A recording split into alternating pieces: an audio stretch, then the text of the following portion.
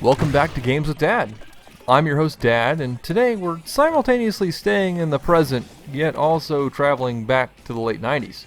Yes, like Crash Bandicoot, Spyro the Dragon, and seemingly every animated Disney film, what was old is now new again.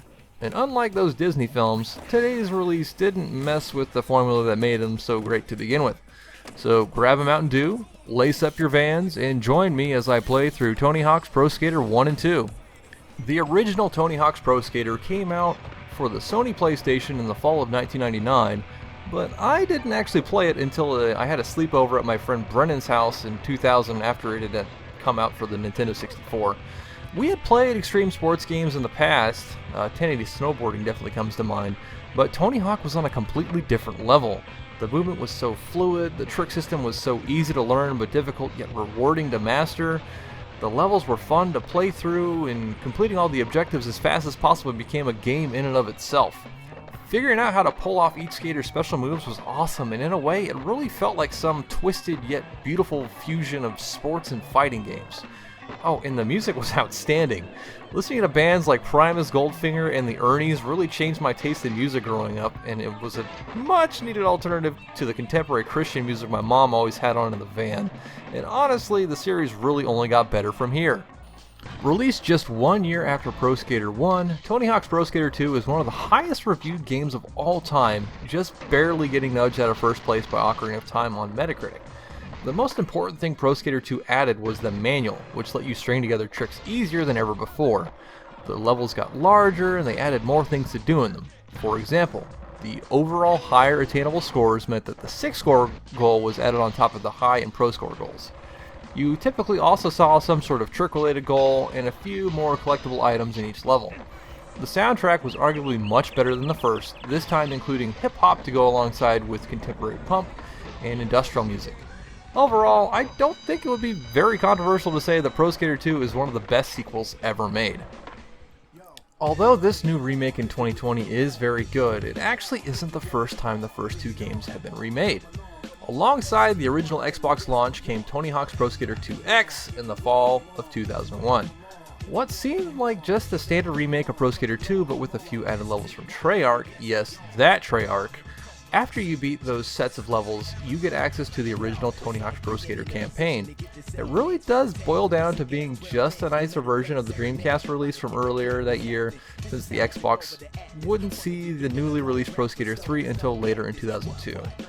Overall, due to the graphical update and the neat additions, this has been my favorite way to play Pro Skater 2.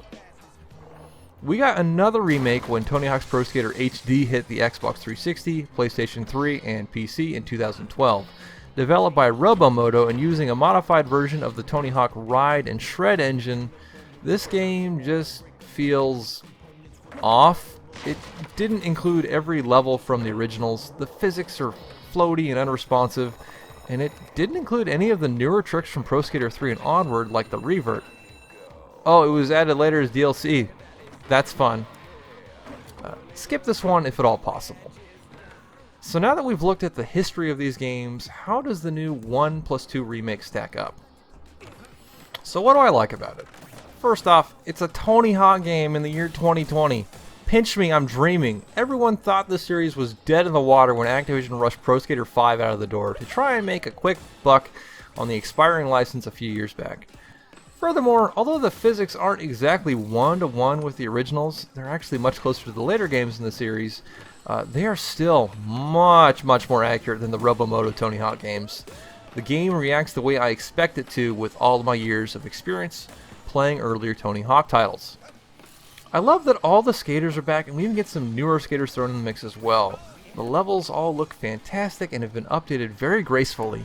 The mall feels abandoned and creepy, Schools 1 and 2 both feel lively, with a familiar sounding security guard taunting us, and the skate park in Marseille even got updated to its current paint scheme. Overall, the graphics are mind-numbingly good, even on my lowly base model Xbox One. The models are detailed, the lighting is just drop-dead gorgeous, especially at Venice Beach. All the levels play just the way you remember, and it helps that we have some of the more complex movesets at our disposal to really get those combos flowing nicely. What's also cool is that if you're a purist and don't want those extra moves, you can just turn them off. Oh, and how can I forget the soundtrack? All but 3 tracks returned from the original 2 games, and they've supplemented the original tracks with a plethora of newer tracks by both newer acts like Machine Gun Kelly and Junk Bunny, as well as some tracks from older ska veterans Less Than Jake and Real Big Fish. And like with the older Tony Hawk games, if you don't like certain tracks or only want to hear the original songs, you can again just turn off the songs you don't want to hear. As for the other modes, Creative Park is back and looking better than I remember it being. I'm excited to see what the really creative community members can come up with. The Creative Skater mode is a little light on options, but the options that are here I actually really do like. And the online was really fun when I played it. Going back and forth against someone during Combo Mambo is just as fun and intense as I remembered it being. So what don't I like? Well, and this is pretty nitpicky, but I was actually pretty bummed after I ran through the game as the Hawkman himself and went to go run through it again with my created skater, only to see that you don't get to run through the campaign with full objectives again with the other characters. This is something I really enjoyed doing with the older titles, and is something I think really hampers replayability. You still do need to go in and grab each stat point with every character, and every character has their own checklist of objectives to complete that will unlock their alternate outfits, skate decks, and special trick slots, but honestly to me that just feels much less engaging. You do get to go through the goals again if you want to try your hand at the speedrunning mode, and I do see this as a really cool feature for the very active Tony Hawk speedrunning scene. I just would have preferred the option to play the campaign with each character like you could in the original games. Other than that, I really can't think of a bad thing to say about this game that differs from the original 2 games. I do like most of the levels on hand here, but really can't stand Downhill Jam in San Francisco. And I'm not super fond of the Half-Pipe Drop level, the Mall, or Roswell either, but they flow a bit better, so they'll still get a Christmas card this year. Really, my only hope is that we see an expansion that includes levels from Pro Skater 3, which is still probably my favorite entry in the franchise. Overall, this is a fantastic game. I am happy with my purchase. So what lessons have I learned? Lesson 1, perseverance is key. I know that this is probably obvious, but I didn't start out playing Tony Hawk by landing 500,000 point combos in Brendan's basement. I started off by getting my butt kicked and just being completely unable to land even the simplest of tricks. But I kept trying and eventually it just clicked with me. That feeling you get when you get somewhat good at something that you really struggle with at first is just incredibly gratifying. Lesson 2. Know your limits. It is so easy to get greedy with combos in Tony Hawk. I have seen tons of people bail on multi-million point combos because they wanted to stretch it out just that little bit further. You should always try to press onward, but know when you're in over your head. Lesson 3. Nostalgia can be used for good, but also evil. Probably somewhat ironic given how much I love this game, but it could easily have gone the other way if there wasn't a developer behind it that 1. Didn't love it, or 2. Wasn't given the time that they needed. I waited for trustworthy reviews to come out first before purchasing the game. I'm glad I did. It's the best $40 I've spent this year, but it easily could have gone the other way. And finally, skate on, my son.